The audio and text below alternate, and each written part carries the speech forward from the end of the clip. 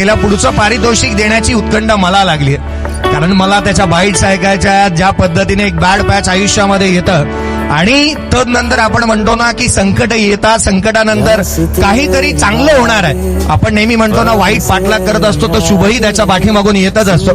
त्याच्या आयुष्यामध्ये अशा खूप साऱ्या घटना घडल्या, सातत्याने बॅड पॅच मधून तो पुढे आला. यावर्षी सांगा तितकंस गोड राहिलं. ग्रामीण स्तरावरून सकाळ चॅम्पियन कप 2025 मालिकावीर हा पुरस्कार दिला जाणार आहे. Any guesses? पुढे सांगू शकेल का? त्याच्या नावापुढे टायगर आहे, रायगडचा टायगर.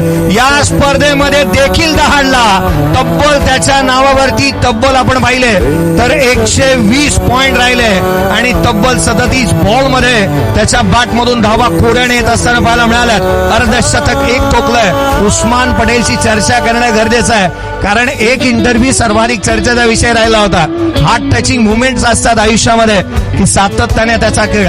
एक शतक देखील आलंय रायगडच्या टायगरच्या बॅट मधून यावर्षीच्या हंगामामध्ये कोलकात्यामध्ये. उस्मान पटेल प्रथमतः कॉंग्रॅच्युलेशन्स. एक ती मुवमेंट अशी होती की उस्मान पटेल बॅट पॅच मधून जातोय आणि उस्मानने जे बोललं ते करून दाखवलं. फिलिंग्स काय आहेत? यावर्षीचा हंगाम चांगली बॅट बोलतेय आणि अशीच बॅट बोलत राहावी अशी अपेक्षा आहे. सर फिलिंग तर लय बेस्ट आहे. का बोल तो फॉर्ममध्ये नव्हतो, यावर्षी फॉर्ममध्ये आला. मी सगळ्यांना धन्यवाद बोलून सकाळ आणि जेवढे बी आपले जे आयोजक आहेत त्यांचा धन्यवाद बोलीन. मला ओनरचं पण धन्यवाद बोलीन का आम्हाला इथे खेळाची संधी दिली. खूप धन्यवाद तुमच्या सगळ्यांचा. असाच आम्हाला सपोर्ट करत राहा आमच्या पाठीवर.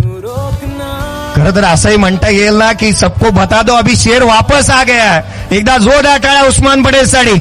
एक चांगलं क्रिकेट सातत्याने तो खेळतोय.